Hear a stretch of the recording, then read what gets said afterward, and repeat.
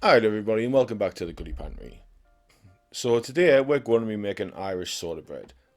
Now St. Paddy's Day is literally a couple of days away, and this goes great with Irish stew, and if you need a recipe for that, I uploaded one just a couple of weeks ago.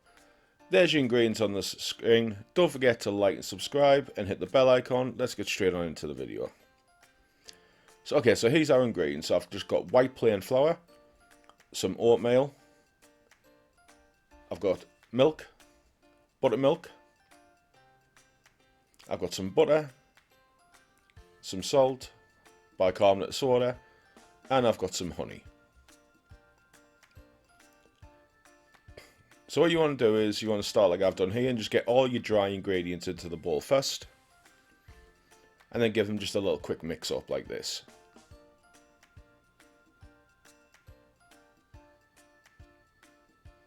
Once you've done that, you're going to add your butter to the mix. I'm going to set this way now for a couple of minutes and incorporate this butter into flour. And what this will do, it'll just make it a very, very light breadcrumb consistency. If you're doing this by hand, you can use like a wooden spoon, or you can just use your hands if that's what you want to do. But you want to just do it the same way. Just mix together until all that butter is incorporated into the flour.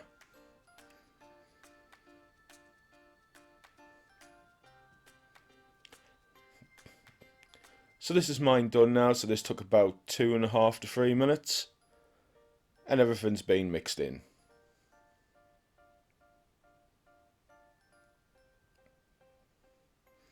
So now we're going to add our oats. And then I'm just going to repeat the same steps. So I'm just going to set this away again.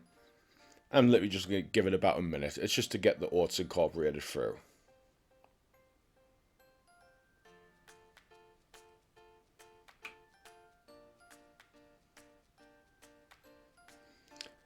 So next thing I'm going to do, we're going to start adding our buttermilk. Now you want to pour this in and make sure that you get a spoon and you scrape out every little bit you've got left.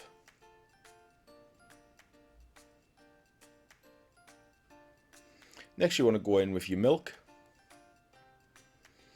And then we're going to go in with our honey.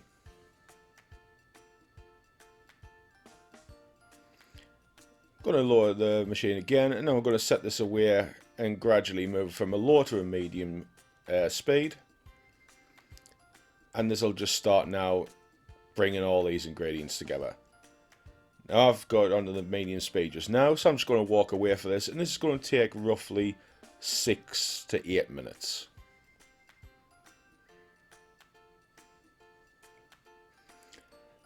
So this is where I came back. This is about 7.5 minutes. As you can see, everything's been, the bowl's clean at the bottom, and it's brought everything together. Now I'm going to take this off. So this should be fairly sticky when you've got it. So just to show you here how sticky it is. See, I'm rolling around, it's starting to stick to the surface. If you were to do this and it was completely clean, it means you haven't got enough liquid. And I would suggest adding a few more spoonfuls of milk. So what you want to do now is just dust the surface.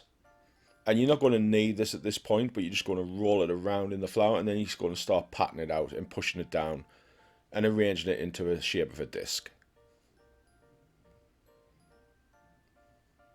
Now when you do this, I would do it the way I'm doing it here, just with your hands, lightly patting it down till you get the shape you want. If you use a rolling pin, it may become a little tight.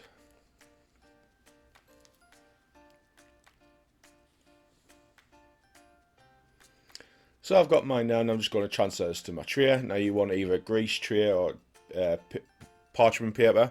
I'm using a silicone mat. I like these mats, I think they work really well.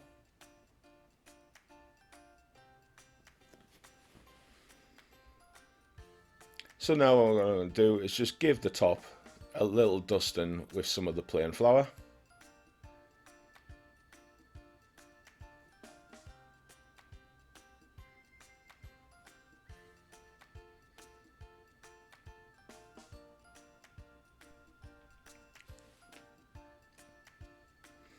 So once you've dusted it, you're now going to make your score marks.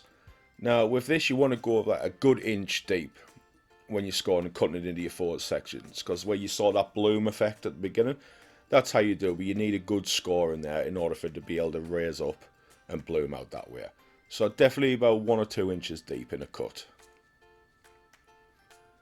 And then once you've got that done, you're then going to put this into your preheated oven at 200 degrees, 180 fan, gas mark 6 or 400 Fahrenheit. And that's going to cook for 30 to 35 minutes, or until it looks like this. Now you can see that nice cross section where it's all bloomed up, which is how it should be. And then you're just going to get that transferred over, let it cool, and then there it is when it's all done. And as I say, this goes really nice with the Irish stew, and this is how I had it. And then you can just rip a section off, and it's great to dunk into the sauce. Thanks for watching, guys. Hope you enjoyed this one. Give this one a try, especially on Monday because it is St. Paddy's Day. Don't forget to like and subscribe, and I'll catch you in the next one.